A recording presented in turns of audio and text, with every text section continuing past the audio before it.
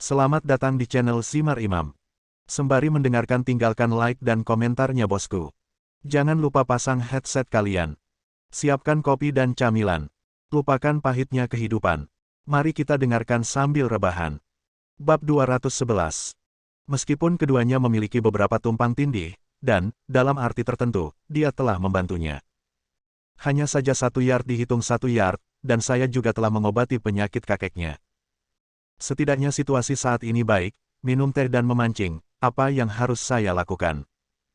Dia datang ke sini hari ini hanya untuk membantu istrinya memilih lokasi yang cocok untuk restoran hotpot, dan dia tidak ingin menimbulkan masalah. Jadi, ketika dia melihat Su Junwan dan pria lain yang terlihat tidak baik datang, dia tanpa sadar berbalik, berniat memasuki toko, dan pergi setelah menandatangani perjanjian dengan bos dan menyelesaikan masalah toko.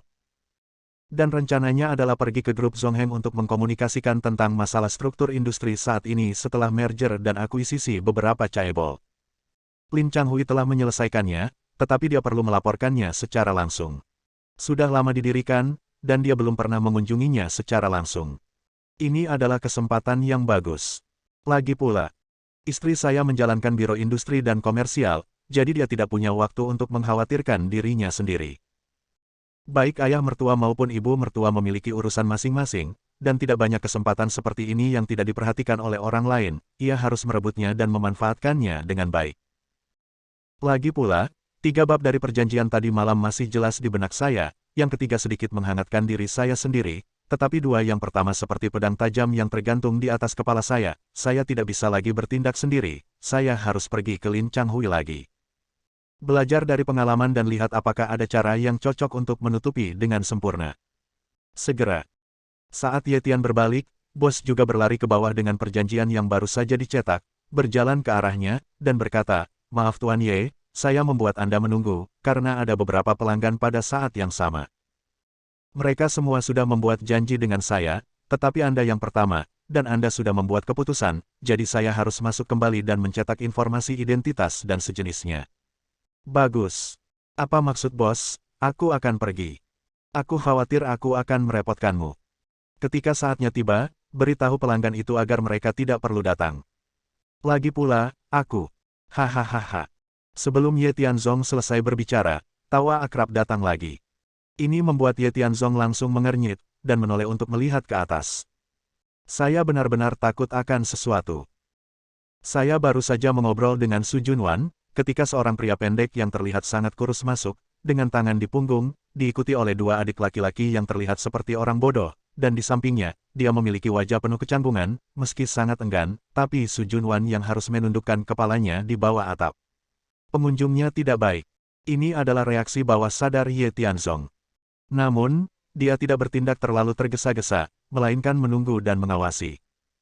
Singkatnya, selama Anda tidak ikut campur dengan urusan Anda sendiri, tidak masalah. Tetapi jika dia harus mengacau, dia tidak akan sopan. Termasuk Su Junwan. Awalnya, saya tidak ingin memiliki terlalu banyak persimpangan, tetapi keingintahuan batin saya menjadi semakin kuat.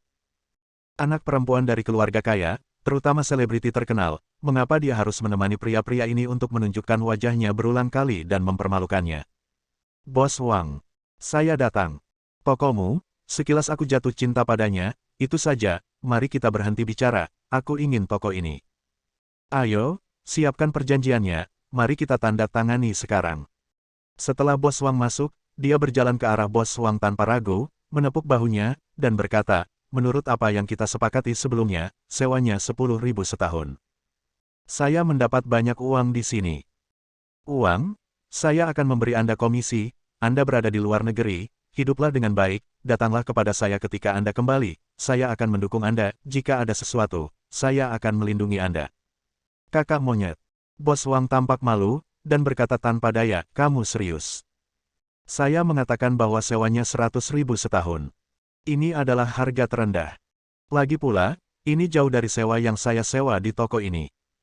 Ini adalah penjualan besar untuk saya. Apakah kamu masih peduli dengan 10.000 hingga 20.000 dalam hubungan kita? Yang disebut saudara monyet itu langsung memeluk Bos Wang di pinggangnya, menyeringai dan menunjukkan gigi hitamnya yang terlihat kotor dan menjijikkan, Tetapi sepertinya dia cukup mampu, jadi Bos Wang tidak berani melakukan kesalahan sama sekali. Dia hanya bisa mendengarkan pihak lain berbicara, kalau tidak, saya tidak akan memberi Anda 1 sen pun. Bukankah Anda masih akan menyewakan rumah ini kepada saya?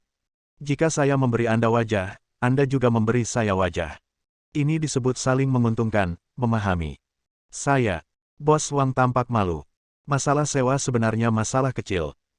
Alasan utamanya adalah dia telah bernegosiasi dengan Ye Tianzong, dan namanya telah ditandatangani, dan sekarang hanya tanda tangan Ye Tianzong yang tersisa, jadi dia tidak boleh mengingkari janjinya, bukan?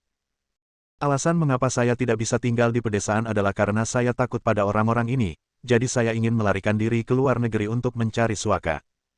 Sekarang pihak lain telah mendorongnya ke titik ini, dia sangat malu. Meski malu, Bos Wang bukanlah orang yang ambigu. Dia perlahan-lahan melepaskan diri dari pelukan pihak lain, lalu menarik napas dalam-dalam, dan berkata dengan sungguh-sungguh, "Kakak monyet, saya benar-benar minta maaf, Anda terlambat, saya toko ini memiliki sudah disewakan kepada orang lain, ini Tuan Ye, yang datang sedikit lebih awal dari Anda, dan dia menyukainya. Kami akan menandatangani perjanjian sewa sekarang, jadi Anda." "Apa?" Kakak monyet, yang sebelumnya masih ramah, tiba-tiba menjadi marah ketika mendengar kata-kata Bos Wang. Dia meraih kerah Bos Wang tanpa sadar, menatapnya dengan tajam, dan berteriak, "Telingaku tidak baik." "Oh, kenapa kamu mengatakannya? Lagi, kepada siapa kamu menyewa toko ini?" Aku.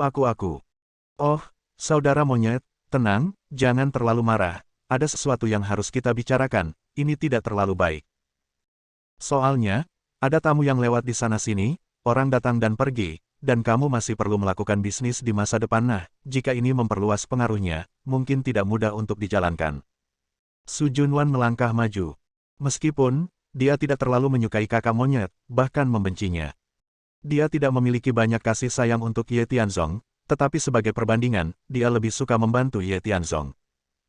Jadi, dia bergegas, mengucapkan beberapa kata dengan suara rendah, lalu mengangkat kepalanya, dan ketika dia melihat ke arah Ye Tianzong, dia juga bingung. Apakah pihak lain dihantui? Kenapa ada dia di mana-mana?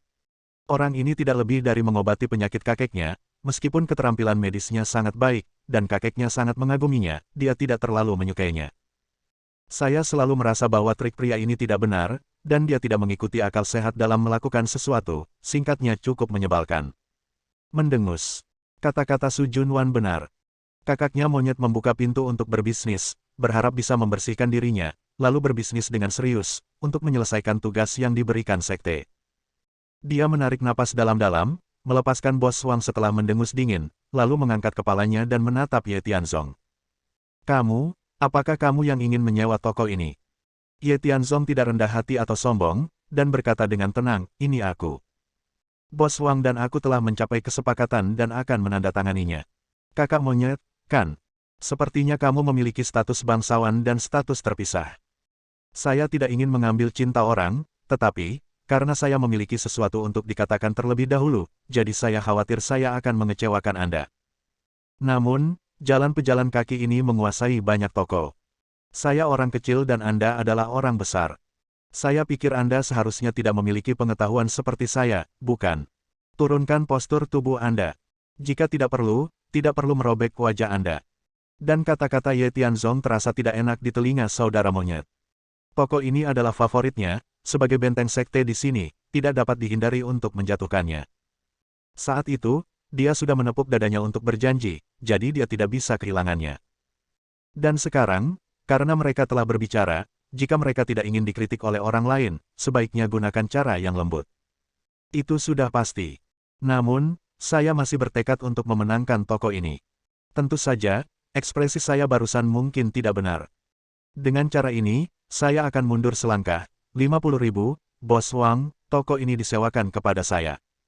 Jika Anda menolak saya lagi, maka Anda munafik. Dan Anda, Tuan Ye, kan? Anda baru saja mengatakan bahwa ada banyak toko kosong di jalan pejalan kaki ini. Adapun saya juga berharap Anda akan bertarung dengan saya. Saya takut Anda tidak tahu kekuatan dan identitas saya. Jika Anda benar-benar ingin bertarung sampai mati, Anda mungkin menghadapi konsekuensi yang sangat serius. Maka jika Anda menyerahkan toko ini sekarang, itu dapat dianggap sebagai memberi saya wajah, saudara monyet. Jangan khawatir, Orang yang memberi saya wajah adalah adik laki-laki saya. Jika ada sesuatu yang Anda butuhkan di masa depan, saudara monyet, katakan saja, saya yakin membantu, mengerti. Kakak monyet berpikir bahwa orang bodoh pun tidak akan mau melewatkan tawaran yang begitu murah hati kepada seseorang yang dia temui secara kebetulan. Bos Wang juga tidak berdaya, meskipun dia lebih cenderung menyewa Ye Tianzong, tetapi saudara monyet terlalu kuat, jadi dia tidak berani membuat masalah dengannya, jadi dia hanya bisa melepaskannya. Adapun Su Junwan, dia penasaran. Menurut pemahamannya, Ye Tianzong adalah orang yang cakap, dan dia tidak pernah takut akan kekuasaan. Hanya saja dia tidak tahu siapa saudara monyet yang dia hadapi yang kuat dan memiliki latar belakang yang cukup dalam. Orang ini, jika dia ingin melawan saudara monyet karena ini, saya khawatir dia tidak tahu bagaimana cara mati. Bagaimanapun, sebagai rasa terima kasih, saya telah mencoba yang terbaik, dan saya harap dia tidak bingung. Karena saudara monyet berkata demikian, saya ingin mengucapkan terima kasih. Namun, toko ini sangat bagus. Aku sudah menyukainya. Aku tidak akan memberikannya kepada orang lain dengan mudah. Saya masih mengatakan hal yang sama. Ada begitu banyak toko. Anda bisa memilih yang lain. Di sini, saya bertekad untuk menang. Selain itu, saya terdesak waktu. Saya tidak punya waktu untuk membuang waktu di sini. Tolong jangan ganggu saya. Setelah selesai berbicara, Ye Tianzong berbalik, menatap Bos Wang yang masih gelisah, dan berkata, Bos Wang, jangan buang waktu, beri saya perjanjian, saya akan menandatanganinya, dan kemudian saya dapat mentransfer uangnya kepada Anda. Di sini, rumput.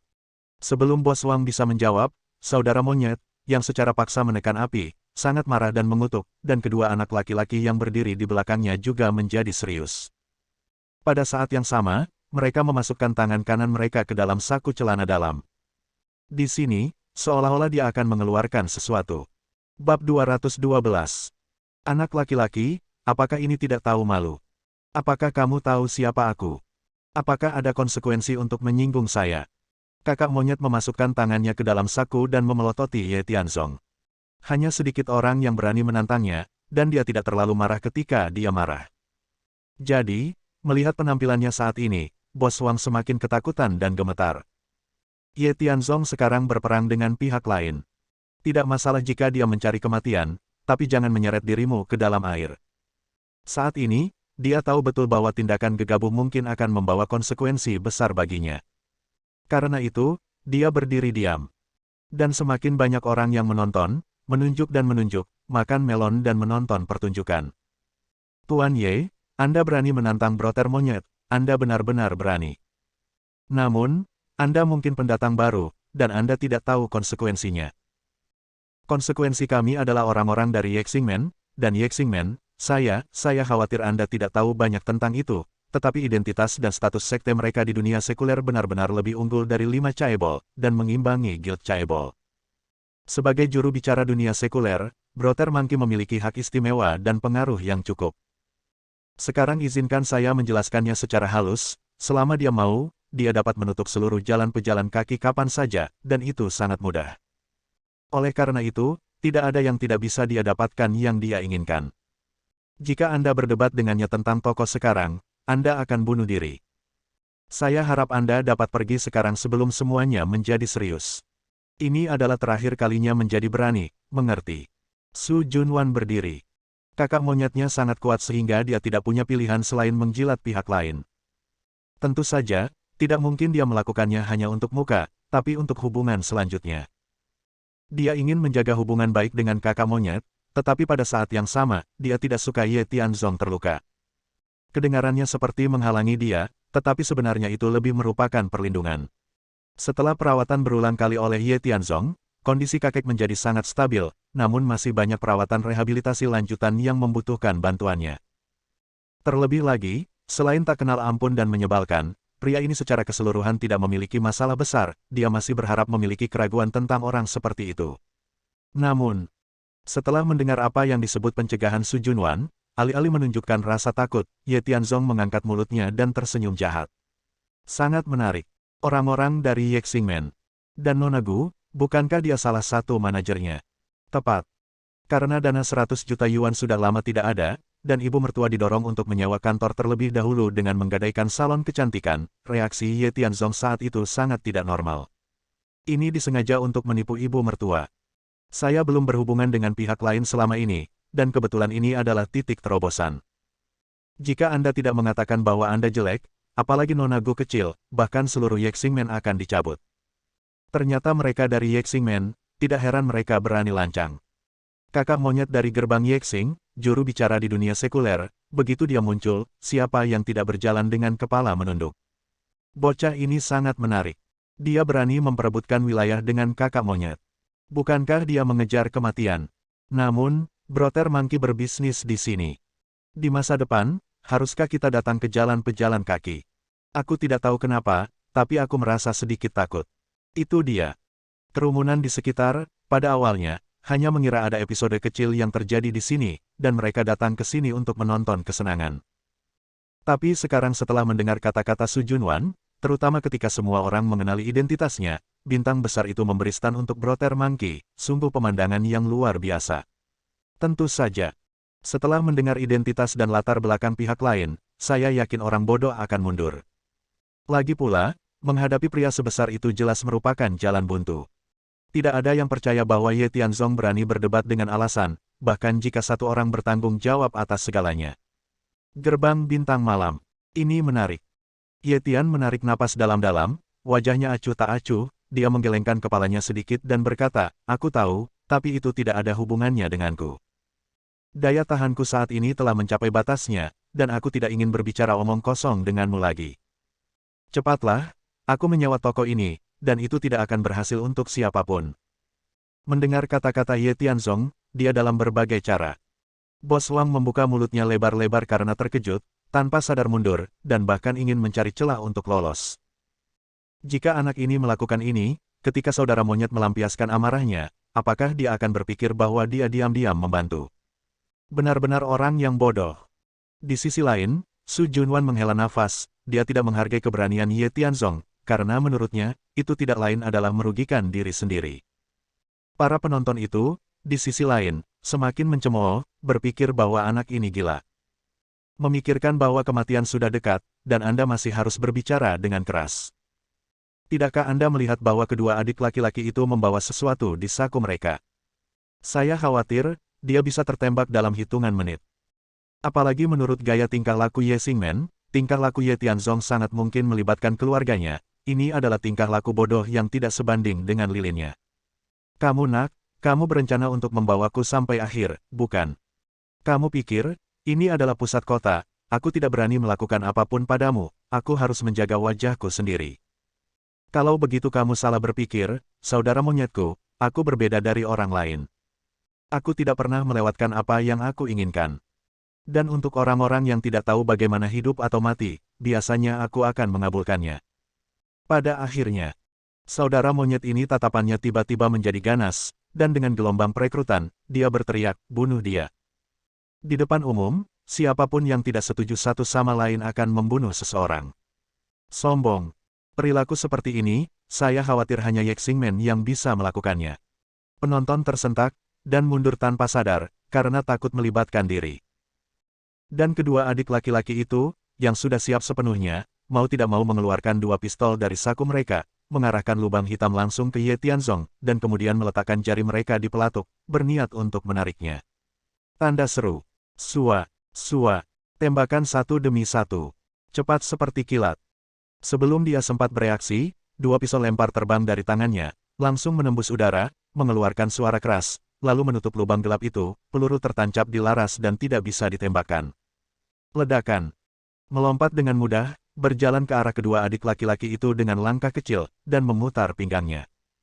Menyapu bersila dengan cara yang apik dan mudah, kedua adik laki-laki itu berteriak kesakitan satu demi satu, dan langsung jatuh ke tanah. Muntah. Darah mengalir dari mulut dan hidung, dan meninggalkan bekas sepatu kulit yang dalam di wajah mereka berdua. Setelah mendarat, Ye Tianzong menghela nafas lega, dan berkata dengan ringan, sekarang, bisakah saya menyewa rumah ini? Persetan. Semua orang terkejut. Bos Wang tidak menyangka skill Tuan Ye begitu bagus. Namun, tidak apa-apa bertarung sendirian, tetapi bertarung melawan seluruh Ye Xingmen, itu bukan apa-apa. Dan Su Junwan telah melihat kemampuan Ye Tianzong sebelumnya. Dia memiliki kungfu tertentu, tapi dia tidak bisa mengalahkan 4 tangan dengan 2 kepalan. Mengapa dia tidak mengerti kebenaran? Di hadapan kekuatan ekstrim, kemampuan pribadi tidak bisa berubah hasilnya. Tuan Ye, tidak dapat disangkal bahwa kekuatan pribadi Anda bagus. Dan Anda telah merusak semua peluang yang bisa dilonggarkan. Keduanya adalah adik laki-laki yang paling dicintai dari saudara monyet. Jika Anda mengalahkan mereka, Anda memukul wajah saudara monyet. Anda mungkin tidak dapat membayangkan konsekuensi yang akan terjadi. Su Junwan tidak berdaya. Dan para penonton itu juga memiliki sudut pandang yang sama dengan Su Junwan. Meski semua orang setuju, kungfu pribadinya memang sangat kuat, tembakan tadi secepat kilat, mengejutkan surga dan manusia. Namun, di hadapan kekuatan absolut, semakin baik Anda, semakin buruk Anda akan berakhir. Lagi pula, siapa yang bisa memiliki pasir di matanya?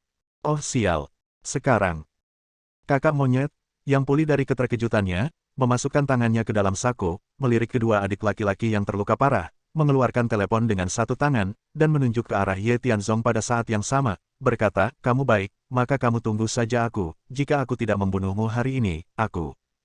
Ini untuk menelepon seseorang, kan? Tidak masalah, aku akan menunggumu di sini. Awalnya, saya berencana untuk pergi setelah menandatangani perjanjian. Namun, karena saya bertemu seseorang dari Ye Xingmen hari ini, saya juga akan menyelesaikan hubungan saya dengan Ye Xingmen. Jangan panggil adik laki-laki, hubungi ketua sekte Anda, dan berkata bahwa saya, Ye Tianzong, sedang menunggunya di sini selama 10 menit. Jika tidak pada tempatnya, maka saya tidak akan menyelidiki alasannya. Kalian Ye Xingmen sudah punah, dan saya akan melakukan apa yang saya katakan. Ini pencegahan. Kata-katanya kuat dan bergema. Ini membuat semua orang menatapnya dengan tatapan kosong, dan ketika mereka sadar kembali, mereka sedikit bingung. Dia dan Ye Xingmen sudah lama menyimpan dendam. Tampaknya cerita di balik ini cukup rumit. Bagaimana apanya? Nona Gu. Apakah Anda kenal Nona Gu? Saudara monyet bersumpah, tetapi ketika dia tiba-tiba mendengar pihak lain mengatakan itu, dia sedikit tidak yakin. Dia hanyalah juru bicara dunia sekuler Ye Xingmen, sedangkan Nona Gu adalah manajer internal dengan status tinggi. Meskipun saya memiliki informasi kontaknya, rencana saya barusan adalah menelepon beberapa orang lagi. Apa asal-usul produk ini? Lakukan saja. Telepon Nona Gu dan tiba di sana dalam waktu 10 menit. Kalau tidak, aku akan membiarkanmu jatuh ke tanah seperti kedua adikmu. Ye Tianzong mengeluarkan ultimatum. Kakak monyet, setelah beberapa saat keheranan, segera mencibir dan berkata, reputasi Nona Gu luar biasa, dan ada banyak orang yang mengenalnya. Apakah Anda berpikir bahwa jika Anda menggunakannya untuk menakut-nakuti saya akan takut? Lalu kamu tunggu, aku akan memberitahunya untuk datang, ketika saatnya tiba, kamu, dan seluruh keluargamu, akan mati. Saudara monyet mengingatkan saya begitu. Semua orang bereaksi. Pihak lain menggertak. Setelah itu, saudara monyet pergi menelepon, dan kedua adik laki-laki itu juga dibantu dan diistirahatkan di samping mereka. Para penonton juga menunggu dengan sabar, bagaimana duel yang begitu indah bisa dilewatkan. Saat ini, Bos Wang datang dan berkata dengan gugup, Tuan Ye, bisakah kita berhenti membuat masalah? Jika kamu ingin menjadi gila, itu urusanmu, tapi aku punya lelaki tua dan lelaki muda. Aku memilih untuk meninggalkan negara itu karena aku takut pada saudara monyet ini. Kamu. Tidak apa-apa, Bos Wang, perjanjian kita masih berlaku. Selain itu, dengan saya di sini, Anda tidak perlu melarikan diri dari negara. Anda menyewakan toko ini kepada saya, dan Anda terus melakukan bisnis Anda. Saya dapat meyakinkan Anda bahwa di masa depan, saudara monyet ini tidak akan membuat masalah. Anda lagi, dan Malam Stargate juga akan memperlakukan Anda dengan sopan. Hehe, ini sangat ringan. Pada saat ini, Su Junwan datang dan berkata dengan ekspresi tumpul, kamu pikir kamu bisa menakut-nakuti saudara monyet hanya dengan menyebutkan beberapa nama, kamu tahu, ini. Bersambung. Nantikan bab selanjutnya bosku.